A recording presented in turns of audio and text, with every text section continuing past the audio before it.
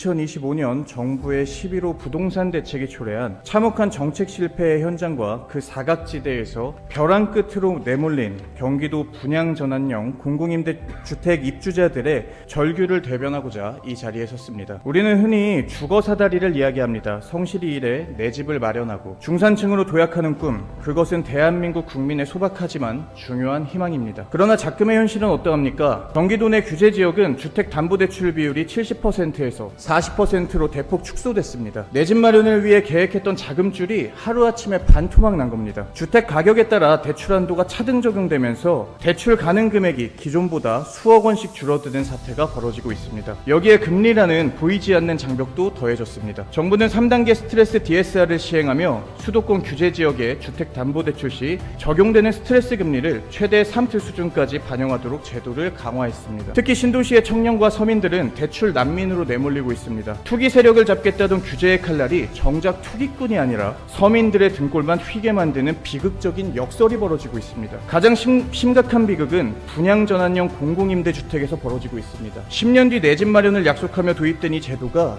이제는 입주자들의 삶을 파괴하는 시한폭탄이 되어버렸습니다. 정부의 11호 대책 이후 규제 지역의 집값은 폭등했고 대출 규제는 입주자들의 자금 마련의 길을 막아섰습니다. 집값은 올려놓고 돈줄은 쬐어버리는 이 상황에서 분양전환형 임대주택에 입주한 청년들과 신혼부부, 노인들은 분양대금을 도대체 무슨 수로 마련해야 합니까? 이에 본 의원은 경기도민의 주거안보를 지키기 위해 경기도 차원의 3가지 대안을 강력히 촉구합니다. 첫째, 분양전환 가격 산정 방식을 전면 개선하고 거주권을 최우선으로 보장해야 합니다. 폭등한 시세를 그대로 반영하는 현행 방식은 입주자들에겐 큰 부담입니다. 10년 임대주택에도 건설원가와 감정가액의 산술평균 방식을 준용하여 입주자들의 부담을 실질적으로 낮춰야 합니다. 다만 과도한 시세 차익에 따른 형평성 문제가 제기될 수 있습니다. 따라서 전매 제한을 강화하거나 매각 시 이익 공유와 같은 보완 대책도 마련할 수 있을 것입니다. 둘째, 신용보증재단과 GH를 활용한 주거안심 브릿지 금융 시행입니다. 정부의 급격한 규제 변경은 으로 발생한 일시적 자금난을 해소하기 위하여 브릿지 금융 성격의 특별 지원이 필요합니다. 부족한 LTV를 보완하고 DSR 부담을 완화해주는 금융 사다리를 경기도가 직접 놓아주십시오. 셋째, 향후에는 분양전환형에서 지분적립형 주택으로 선택권을 부여하는 것입니다. 목돈 마련이 어려운 미래 세대들을 위해 소유 지분을 20년에서 30년에 걸쳐 늘려가는 방식을 도입해야 합니다. 경기도 내 시범사업을 추진하거나 특별법 개정을 통해 예외 규정 적용을 이끌어내는 등 경기도의 정책적 결단이 절실합니다. 집값 걱정 없는 경기도를 만드는 것이야말로 최고의 저출산 대책이자 민생 대책입니다. 본 의원은 1420만 도민들이 내 집에서 다리를 뻗고 잘 수 있는 그날까지 끝까지 싸우겠습니다.